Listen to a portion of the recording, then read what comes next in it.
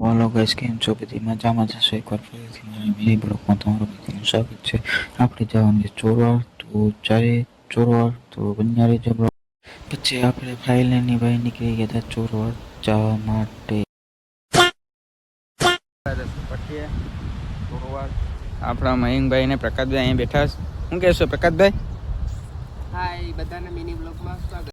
હમણાં તો પી લીધી, રાસ પે કરી લીધો, ખોટું બોલે હા હા નાસ્તો ન કર્યો ત્યાં?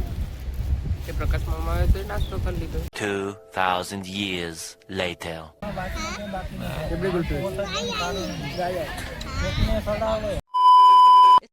હવે આપણે આવી ગયા હતા જમવા માટે. જમવાનું થઈ ગયું તો ચાલો જમી લઈએ. 2,000 years later.